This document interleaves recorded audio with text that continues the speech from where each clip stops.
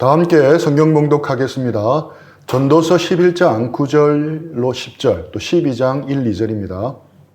청년이여 내 어린 때를 즐거워하며 내 청년의 날들을 마음에 기뻐하여 마음에 원하는 길들과 내 눈이 보는 대로 행하라. 그러나 하나님이 이 모든 일로 말미암아 너를 심판하실 줄 알라. 그런즉 근심이 내 마음에서 떠나게 하며 악이 내 몸에서 물러가게 하라. 어릴 때와 검은 머리의 시절이 다 헛되니라. 너는 청년의 때에 너의 창조주를 기억하라. 곧 곤고한 날이 이르기 전에 나는 아무 낙이 없다고 할 해들이 가깝기 전에 해와 빛과 달과 별들이 어둡기 전에 빛 위에 구름이 다시 일어나기 전에 그리하라. 아멘. 오늘도 지난주에 이어서 전도서에 대한 말씀을 나누고자 합니다.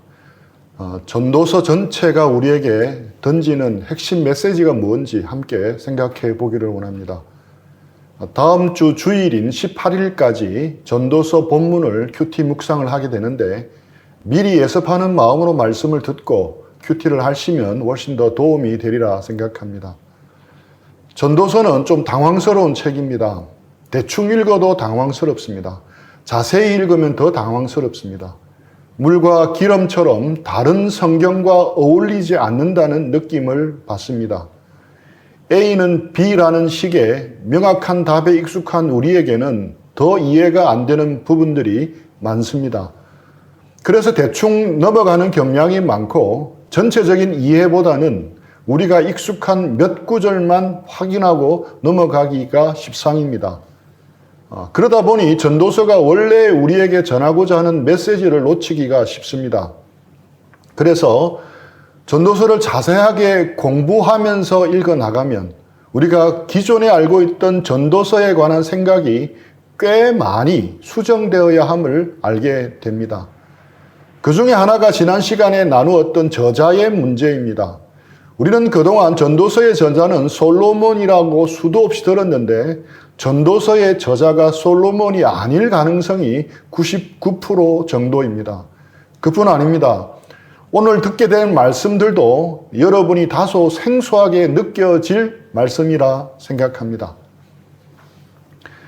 전도서를 올바로 이해하려면 제일 핵심이 되는 단어 하나를 먼저 올바로 이해해야 합니다. 바로 헤벨이라는 단어입니다. 전도서 1장 2절 말씀입니다. 전도자가 이르되 헛되고 헛되며 헛되고 헛되니 모든 것이 헛되도다. 코헬렛, 즉 전도자가 입을 열어 말한 첫 문장에 5번이나 반복해서 나옵니다. 헛됨이라고 번역된 이 헤벨이라는 단어는 전도서에 38번이나 등장하고 있습니다. 전도서가 12장까지 있으니 장마다 3번씩 등장하는 셈입니다. 성경에 단어가 반복해서 등장하면 주목해야 한다고 배웠습니다. 왜냐하면 강조하는 부분이기 때문에 그렇습니다. 전도서 12장 8절입니다. 전도자가 이르되 헛되고 헛되도다. 모든 것이 헛되도다. 코헬렛이 전하는 전도서 본문이 끝나는 12장 8절 끝부분에도 동일하게 헤벨이 강조되어 나옵니다. 즉 전도서의 제일 처음 부분과 제일 마지막 부분에 동일하게 등장합니다. 수미상관법을 사용하여 강조하고 있는 것입니다. 이것을 통해 전도서의 주제어가 헤벨이라는 것을 알 수 있습니다. 특히 헛되고 헛되다는 표현은 히브리어의 최상급을 나타내는 표현으로 가장 헛되다는 뜻입니다. 그래서 이 헤벨이 무엇인지 파악하는 것이 전도서를 이해하는 핵심입니다. 먼저 결론부터 말씀드리면 이 헤벨이라는 단어가 약간 잘못 번역되면서 전도서 전체 메시지가 왜곡되는 경향이 있습니다. 이 때문에 전도서는 가장 현실주의적인 책인데도 불구하고 염세주의, 허무주의가 가득한 책으로 읽힙니다. 가장 많은 번역 성경이 따르고 있는 헤벨의 의미는 헛되다입니다. 한글 개정개혁과 공동번역, 새번역, 쉬운 성경 등이 헛되다라고 번역하고 있습니다. 가톨릭 성경과 우리말 성경은 허무라고 번역합니다. 그렇다면 헤벨의 원어적, 원래의 의미는 무엇이겠습니까? 헤벨은 원래 입김이나 수증기를 뜻하는 단어입니다. 시편 62장 9절입니다. 아 슬프도다. 사람은 입김이며 인생도 속임수이니 저울에 달면 그들은 입김보다 가벼우리로다. 이 구절에서 입김으로 번역한 단어가 헤벨입니다. 추운 날 날숨을 내쉬면 하얗게 잠시 나타났다가 사라지는 입김을 가리키는 말이 헤벨입니다. 새벽녘 풀잎에 잠시 맺혔다가 없어지는 아침 이슬이나 해가 뜨면 사라지는 아침 안개 같은 것을 가리키는 말이 헤벨입니다. 헤벨이라는 단어의 핵심 의미는 잠깐 있다가 사라지는 이런 뜻입니다. 야고보서 4장 14절입니다. 내일 일을 너희가 알지 못하는도다. 너희 생명이 무엇이냐? 너희는 잠깐 보이다가 없어지는 안개니라. 잠깐 보이다가 없어지는 것이 헤벨의 속성을 풀어서 설명한 것입니다. 또한 사람의 이름으로도 이 헤벨이 나옵니다. 성경에 나오는 인물입니다. 누구겠습니까? 바로 아담과 하와의 둘째 아들 아벨입니다. 형 가인에 의해서 잠깐 살다가 죽임을 당한 아벨이라는 이름이 바로 헤벨에서 온 말입니다. 이처럼 전도서에서 헤벨이라는 단어를 사용할 때는 가치 판단을 하지 않고 있습니다. 무슨 뜻입니까? 좋은가 나쁜가 하는 가치 판단을 하지 않는다는 뜻입니다. 그저 단순한 현상을 묘사하고 있습니다. 물론 잠깐 존재했다가 없어지기 때문에 어떤 사람들은 그것을 헛되다, 무의미하다고 판단할 수 있습니다. 이 경우에는 잠깐 존재했다가 없어지는 것에 대해 자신이 가치 판단을 섞어서 표현한 것입니다. 하지만 잠시 존재한다고 모든 것이 헛되고 무의미한 것은 아닙니다. 이슬과 안개같이 잠시 있다가 사라지지만 결코 헛되거나 무의미한 것은 아닙니다. 실제로 많은 동식물이 잠시 존재하는 이슬과 안개에 의해서 살아가고 있습니다. 이들에게는 무의미하거나 헛된 것이 아니라 생명과도 같습니다.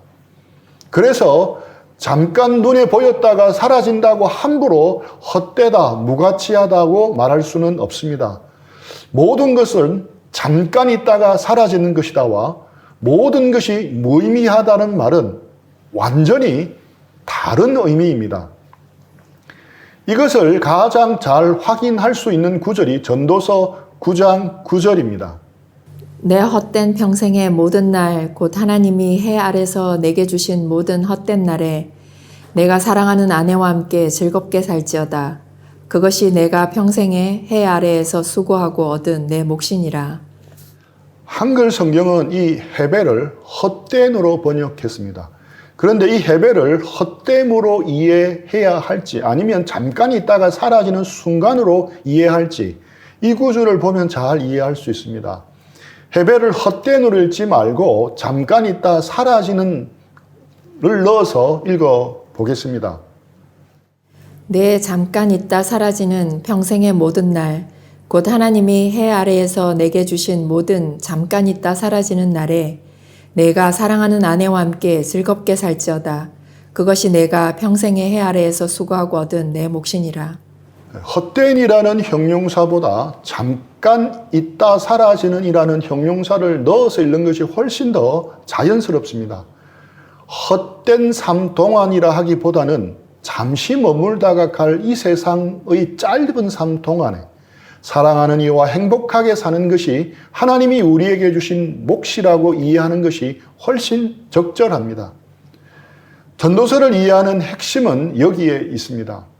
하나님이 창조하신 패턴은 변함이 없지만 이 땅에 잠깐 왔다가 사라지는 존재인 인간은 그 패턴을 바꿀 만한 어떤 흔적을 남길 수도 없고 기억될 만한 것을 새롭게 창조할 수 없다고 말합니다.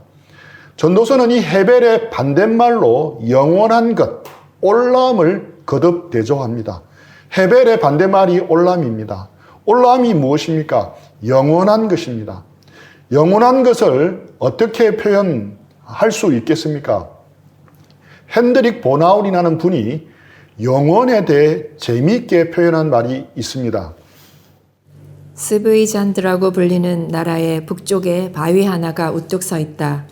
그 바위의 높이와 폭은 각각 100마일이나 된다. 1000년 만에 한 번씩 조그만 새가 이 바위에 날아와서 자기의 주둥이를 날카롭게 벼르고 간다. 이렇게 해서 그 바위가 닳아 없어진 때가 영원의 하루가 지나간 것이다. 1000년 만에 한 번씩 조그만 새가 100마일이나 되는 거대한 바위를 쪼아서 그 바위가 없어지기까지 얼마나 많은 시간이 걸리겠습니까? 거의 영원에 가까운 시간이 아니겠습니까? 그런데 이 시간을 영원의 하루가 지나갔다고 표현하고 있습니다. 그만큼 영원한 시간은 우리의 상상을 초월합니다. 전도서는 이런 영원의 시간 올람과 유한한 인생 해배를 대비하는 것을 통해 우리에게 메시지를 전하고 있습니다. 절대자와 인간 사이의 차이를 강조합니다. 전도서는 유한한 인간이 영원하시고 무한한 하나님을 온전히 파악할 수 없다고 말합니다. 이 점에서 욥기와 맥락을 같이 합니다. 그러면 반성적 지혜라는 공통된 분모를 가진 욥기와 전도서는 어떻게 다르겠습니까? 욥기는 주로 공간적 측면을 부각합니다. 반면에 전도서는 시간적인 측면을 보다 더 부각합니다. 공간을 우주적으로 확대하고 시간을 영혼의 세계로 확장합니다. 그러고 보니 헤벨인 인간이 인지할 수 있는 것은 찰나의 순간에 지나지 않는다는 것입니다. 그래서 인간은 도저히 그 시작과 끝을 알 수가 없습니다. 헤벨로서의 인간은 하나님이 만드신 패턴을 다 파악할 수 없는 것입니다. 전도서의 이 관점으로 보면 가치 판단의 전복이 일어납니다. 자문적 지혜, 규범적 지혜가 말하는 가치가 뒤집히는 것입니다. 전통적인 개념의 지혜와 우매의 이분법도 사라집니다. 자문적 지혜, 규범적 지혜의 관점에서 볼 때 지혜로운 사람도 우매한 사람도 모두 이 세계에서 아주 잠깐 머물다가 가는 헤벨에 지나지 않습니다. 사람과 짐승도 별 차이가 없는데 현명한 사람과 아둔한 사람의 차이는 더더욱 별거 아닌 게 됩니다. 또한 흥미롭게 전도서는 사후의 세계를 언급하지 않습니다. 사후의 세계가 없다고 주장하는 것이 아니라 모른다는 견해입니다. 전도서 3장 20절입니다. 다 흙으로 말미암았으므로 다 흙으로 돌아가나니 다 한 곳으로 가거니와. 창세기 말씀대로 흙으로 왔다가 흙으로 돌아간다고 말합니다. 죽은 이에 어떤 일이 벌어지는지 인간이 알 수 없다고 말합니다. 8장 17절입니다. 또 내가 하나님의 모든 행사를 살펴보니 해 아래에서 행해지는 일을 사람이 능히 알아낼 수 없도다. 사람이 아무리 애써 알아보려고 할지라도 능히 알지 못하나니 비록 지혜자가 아노라 할지라도 능히 알아내지 못하리로다.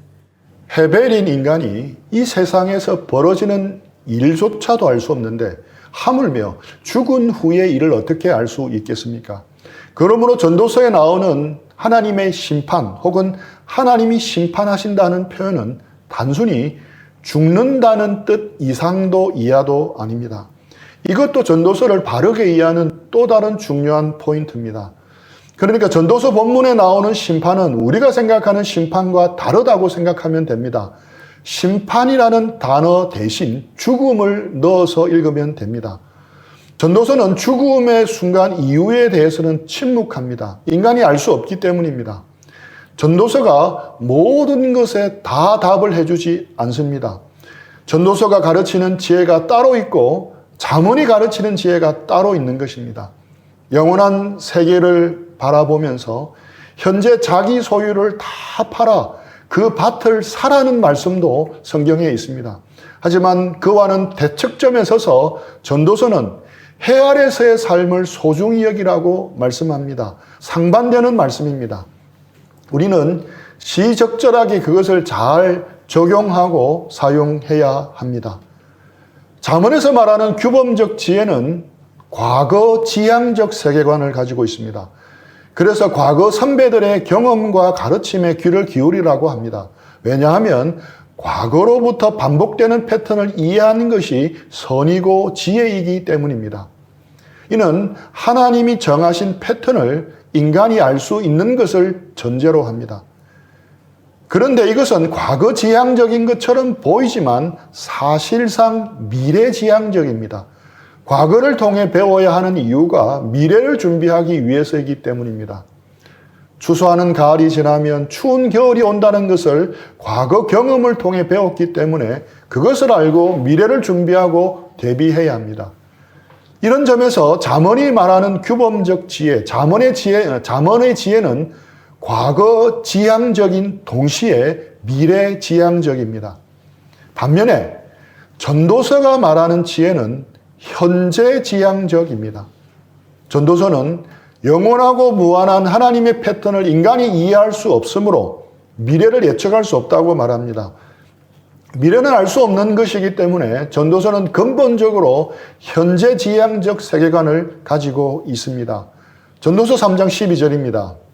사람들이 사는 동안에 기뻐하며 선을 행하는 것보다 더 나은 것이 없는 줄을 내가 알았고, 사람들이 사는 동안에 여기에 방점을 두고 있습니다. 살아가는 현재, 지금 현재에 집중하는 것이 현명하고 지혜로운 것이라고 말합니다. 그래서 전도서는 지금 현재의 무게 중심을 두고 있습니다. 전도서 3장 22절입니다. 그리하여 나는 사람에게는 자기가 하는 일에서 보람을 느끼는 것보다 더 좋은 것은 없다는 것을 알았다. 그것은 곧 그가 받은 몫이기 때문이다. 사람이 죽은 다음에 그에게 일어날 일들을 누가 그를 데리고 다니며 보여주겠는가? 현재 자기의 일을 즐거워하고 거기서 보람을 느끼는 것보다 더 좋은 것이 없다고 말씀합니다.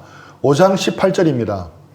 그렇다. 우리의 한평생이 짧고 덧없는 것이지만 하나님이 우리에게 허락하신 것이니 세상에서 애쓰고 수고하여 얻은 것으로 먹고 마시고 즐거워하는 것이 마땅한 일이요 좋은 일임을 내가 깨달았다. 이것은 곧 사람이 받은 몫이다. 또한 헤벨 인생이 짧고 덧없지만 그 가운데 애쓰고 수고하여 얻은 것으로 먹고 마시고 즐거워하는 것이 마땅한 것이고 좋은 일이라고 말씀합니다. 전도서는 과거지향적이고 미래지향적인 잠언이 놓치고 있는 바로 현재, 지금 이 순간의 가치를 드러냅니다. 예측할 수 없는 미래를 준비하는 것이 불가능하다면 시선을 미래에만 두지 말라는 것입니다. 현재 살고 있는 지금 이 순간에 집중하는 것이 지혜로운 태도라고 말합니다. 전도서는 인생을 바라보는 카메라를 엄청나게 줌아웃합니다. 전 우주적으로, 전 역사적으로 카메라를 쭉 줌아웃합니다. 아주 거시적인 관점으로 인생을 바라보는 겁니다. 그런데 놀랍게도 그 관점이 바로 지금 여기 이 순간입니다. 그래서 전도서는 지혜의 다른 측면을 과감하게 선포하고 있습니다. 바로 지금, 바로 여기 이 순간, 바로 현재를 누리라는 것입니다. 그래서 전도자는 이제 잠언에서는 생각조차 할 수 없는 말들을 청년들에게 전합니다. 11장 9절입니다. 청년이여 내 어린 때를 즐거워하며 내 청년의 날들을 마음에 기뻐하여 마음에 원하는 길들과 내 눈이 보는 대로 행하라. 그러나 하나님이 이 모든 일로 말미암아 너를 심판하실 줄 알라. 지금 이 순간, 젊음의 순간을 즐기라고 하고 싶은 일을 마음껏 하라고 말씀합니다. 설마 성경에서 그런 말씀을 하시겠습니까? 끝까지 들어봐야 하지 않겠습니까? 라고 생각할 수 있습니다. 아니나 다를까 그 다음에 이어지는 말씀이 하나님이 이 모든 일로 말미암아 너를 심판하실 줄 알라입니다. 청년들이 멋대로 살아도 되지만 하나님의 심판이 있다는 것을 명심하고 그렇게 하라고 합니다. 결국 하고 싶은 대로 마음대로 살면 안 된다는 결론에 이르게 됩니다. 이것이 올바른 해석일까요? 지금 전도서가 달콤한 사탕을 주었다가 도로 빼앗고 있는 것입니까?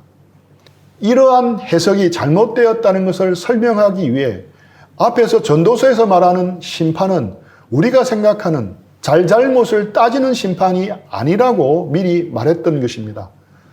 이런 심판에 대한 이해는 잠언적 관점에서 비롯된 것입니다. 전도서에서 말하는 심판은 죽음을 상징하는 표현입니다. 심판을 죽음으로 바꿔서 읽어도 됩니다. 잘잘못을 따지는 심판이 있기 때문에 인생을 소중히 살아야 한다는 것은 잠언의 관점입니다. 전도서의 관점은 죽음이 있기 때문에 현재의 인생을 소중하게 살아야 한다는 것을 가르칩니다. 청년의 때를 즐거워하여 마음에 기뻐하고 원하는 대로 마음껏 살아야 할 이유는 죽음이 언제 닥칠지 모르기 때문입니다. 미래에 대한 근심과 걱정에 사로잡혀 현재를 놓치며 살기에는 인생이 너무 짧다는 것입니다. 전도서 11장 10절입니다. 그런즉 근심이 내 마음에서 떠나게 하며 악이 내 몸에서 물러가게 하라. 어릴 때와 검은 머리의 시절이 다 헛되니라. 어릴 때와 검은 머리 시절이 다 헛되니라. 어릴 때와 검은 머리 시절은 청년의 때를 가리키는데 청년의 때가 다 헛되다, 헤벨이라고 말합니다. 이는 헛되다는 뜻보다 우리가 살펴본 바대로 잠시 있다가 사라지는 이라는 뜻입니다. 이처럼 인생이 너무 짧기 때문에 일어나지 않는 미래에 대한 걱정과 근심과 불안에 사로잡혀 현재를 놓치지 말라는 것입니다. 지금 현재 하는 일에 만족하고 현재에 힘을 다하여 집중해야 할 이유는 인생이 곧 죽음을 맞이하기 때문입니다. 잠시 스쳐가는 차창밖 풍경처럼 인생이 짧기 때문에 너무 지나치게 미래의 무게중심을 두고 계획하고 지식을 쌓고 지혜로워지려고 애쓸 필요가 없다는 것입니다. 미래에 대한 불안과 염려와 걱정을 지금 다 끌어당겨와 살기에는 우리의 삶이 너무 짧다는 것입니다. 전도서 12장 1절입니다. 너는 청년의 때에 너의 창조주를 기억하라. 곧 공고한 날이 이르기 전에 나는 아무 낙이 없다고 할 해들이 가깝기 전에. 청년의 때의 창조주를 기억하라는 이 문구는 젊었을 때부터 하나님을 잘 믿고 섬기라는 의미로 자주 인용되는 구절입니다. 하지만 문맥상의 의미는 좀 다릅니다. 여기서 말하는 창조주를 기억하라는 의미는 하나님의 심판과 마찬가지로 죽음을 기억하라는 의미입니다. 문맥으로 읽으면 더 분명해집니다. 왜냐하면 이어지는 1절 후반부부터 7절까지 계속 이어지는 내용은 모두 죽음을 나타내는 표현들입니다. 곤고한 날, 아무 낙이 없다고 할 해, 하늘의 해와 달과 별이 어두워지는 순간, 거리에 소리가 들리지 않는 때, 사람이 영원한 집으로 돌아가는 순간, 조문객들이 거리에서 왕래하는 순간, 줄이 풀리고 그릇이 깨어지는 순간, 모두가 하나님께로 돌아가는 죽음의 순간을 나타내는 표현입니다.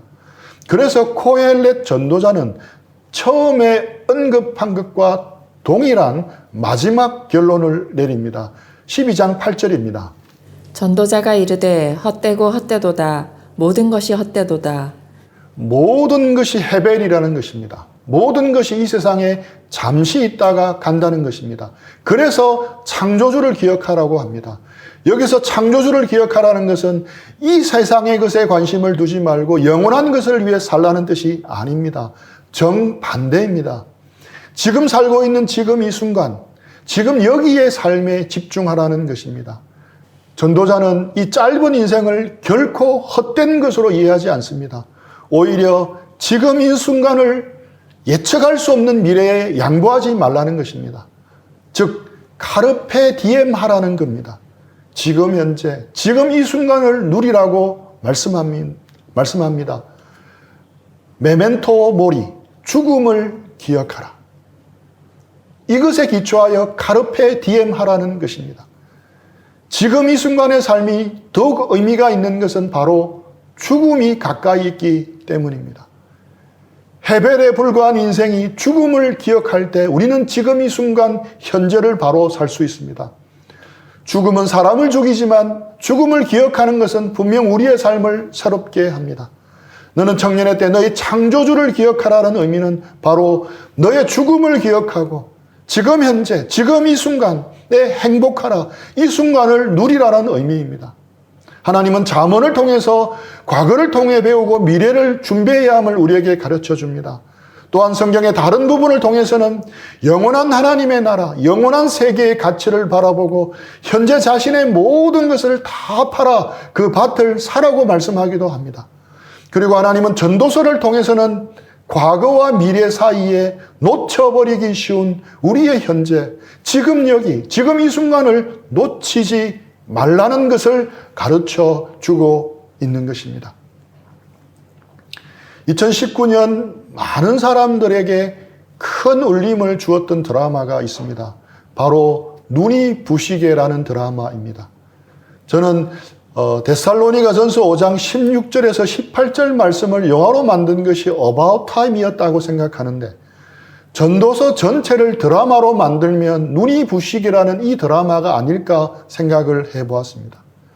한지민이 역할을 맡은 25살 해자는 어린 시절 우연히 바닷가에서 낡은 시계 하나를 발견합니다. 그 시계는 시간을 뒤로 돌릴 수 있는 물건입니다. 그런데 시간을 되돌릴 만큼 해자의 시간은 앞으로 더 빨리 흘러가 버리는 단점이 있었습니다. 그래서 고이고이 간직한 채 해자는 그저 평범한 취준생으로 살아갑니다. 그러던 어느 날 택시 운전을 하던 아빠가 교통사고로 사망하게 되고, 해자는 아빠를 살리기 위해 시간을 돌리고 또 돌립니다. 극적으로 아빠는 살려냈지만 눈을 떠보니 해자는 노인이 되어버린 자신을 발견합니다. 그렇게 꽃다운 25살 아가씨가 70대의 노인이 되어 벌어지는 이야기입니다. 70대 노인 역할은 김혜자 선생님이 역할을 맡았습니다. 갑자기 70대인 노인이 된 해자는 그래도 씩씩하게 여러 일들을 헤쳐나갑니다. 여기까지는 보통의 시간 여행에 관한 드라마처럼 보입니다. 그러다가 갑자기 노인인 해자가 젊은 해자와 마주하게 되고 뒤얽힌 기억으로 혼란스럽게 되는데, 눈을 떠보니 병원이었습니다. 그리고 이어지는 내레이션은 충격적인 반전을 가져옵니다. 나는 알츠하이머를 앓고 있습니다. 그동안 보였던 모든 이야기는 알츠하이머를 앓고 있는 노인 해자의 가상과 현실의 기억이 뒤섞인 것이었습니다. 늙어버린 딸을 낯설게 혹은 슬프게 바라보는 사람은 다름 아닌 아들이었습니다. 알츠하이머를 앓는 자신의 어머니를 바라보던 아들의 눈빛이었습니다. 기자였던 남편은 아이가 아직 어릴 때 악질 고문 경찰관에 의해 죽게 되고 억척스럽게 홀로 아들을 키워야만 했습니다. 아들은 다리가 불편한 자신을 어린 시절 모질게 내몰았던 기억 때문에 엄마에 대한 원망이 남아 있었습니다. 하지만 다리가 불편한 자신을 위해 눈이 오는 날마다 엄마가 새벽같이 일어나 동네 골목에 모두 눈을 쓸었다는 사실을 뒤늦게 알게 됩니다. 나이든 아들을 기억 못하게 된 순간에도 어머니는 아픈 아들을 위해 눈을 씁니다.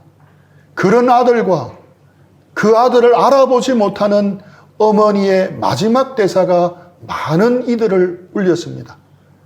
눈이 부시게 작가가 너무나도 소름 돋을 정도로 감동적으로 전도서가 우리에게 전해주고자 하는 메시지를 정리해주고 있습니다. 같이 있자. 어디 가지 말고. 내 삶은 때론 불행했고 때론 행복했습니다. 삶이 한낱 꿈에 불과하다지만 그럼에도 살아서 좋았습니다. 새벽에 쨍한 차가운 공기, 꽃이 피기 전 부는 달큰한 바람, 해질 무렵 우러나는 노을의 냄새, 어느 하루 눈부시지 않은 날이 없었습니다.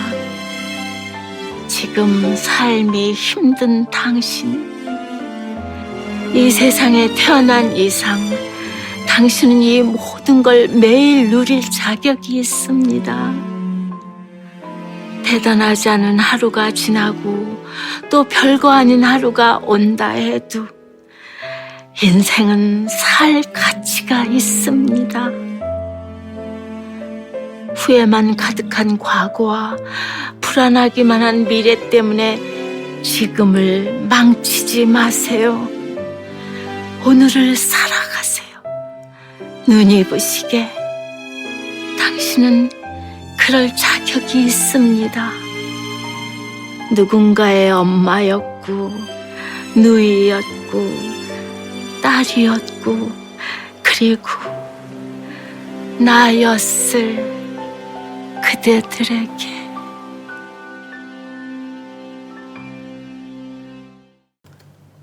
후회만 가득한 과거와 불안하기만 한 미래 때문에 지금을 망치지 마세요. 오늘을 살아가세요. 눈이 부시게. 당신은 그럴 자격이 있습니다. 이것이 전도서가 오늘 우리에게 던지는 메시지입니다. 후회만 가득한 과거와 불안하기만 한 미래 때문에 지금을 망치지 말고 매일매일을 주님 안에서 주님이 주시는 은혜 가운데 눈이 부시게 살아가는 우리 모두가 되기를 축복합니다. 우리 들은 말씀 생각하면서 잠시 기도하고 적용하는 시간 가지겠습니다.